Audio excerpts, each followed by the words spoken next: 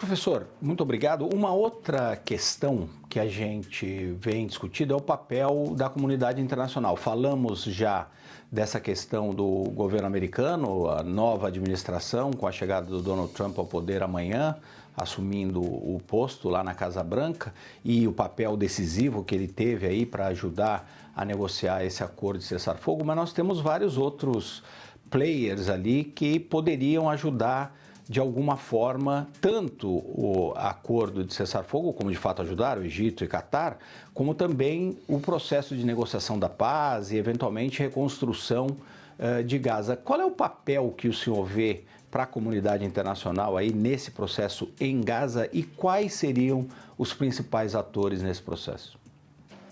Pois é, essa é uma pergunta importante, né? O Trump vem informalmente dizendo que gostaria de transferir a população de Gaza para outros locais, inclusive a Indonésia, veja só, Américo, foi aventada, né? Agora, isso é improvável, né? São mais de 2 milhões de pessoas, 2 milhões e 300 mil, segundo algumas estimativas, né, na faixa de Gaza. A faixa de Gaza tem um histórico longo, já foi governada inclusive pelo Egito, né, que inclusive você mencionou junto com o Catar, que foi um dos mediadores desse acordo de cessar-fogo. Foi governado por quase 2 anos, lá entre a década de 50 e 60. Existe uma expectativa sobre como essa guerra vai acabar, porque existe uma tentativa de avançar com os acordos de Abraão, que fariam com que Israel fosse reconhecido por outros países árabes da região, né, para além da Jordânia, do Egito, inclusive pela Arábia Saudita. A Arábia Saudita, inclusive, está fazendo um investimento grande no Egito, nesse momento, a construção de uma cidade no mar Mediterrâneo, um acordo bilionário com o Egito.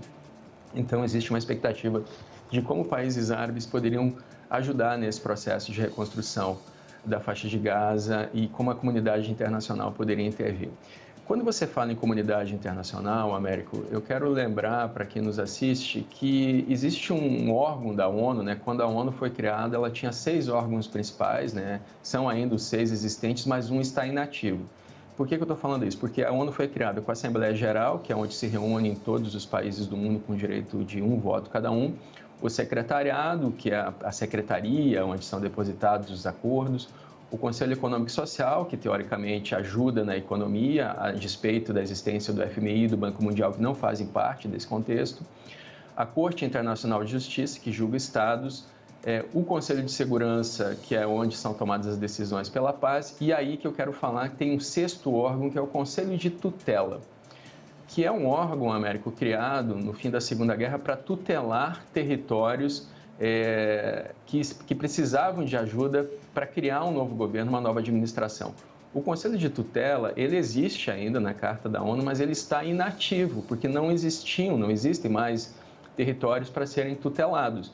Mas Gaza poderia aproveitar a existência desse órgão principal, um dos 6 órgãos principais da ONU, e o Conselho de Tutela poderia ser reativado para criar um governo em Gaza, para que Gaza consiga se reerguer durante alguns anos. A ONU estima que vai custar 40 bilhões de dólares inicialmente essa reconstrução. Então, a sua pergunta sobre a comunidade internacional, pela lógica da Organização das Nações Unidas, pela lógica da Carta da ONU, o órgão que faria isso, que teria atribuição para fazer isso, seria o Conselho de Tutela, que não é difícil de ser reativado, por sinal, e que pode cumprir um papel fundamental que a ONU não tem cumprido nessa guerra até o momento, em parte por impeditivos dos próprios atores da guerra, dentre eles Israel e o Hamas, que tem impedido uma atuação maior da ONU, mas a ONU tem sido criticada por não ter, por exemplo, enviado, além da ajuda humanitária, né, que são alimentos, medicamentos, não tem enviado uma assistência humanitária, que seria tropas para resguardar a população civil ou algo assim na região.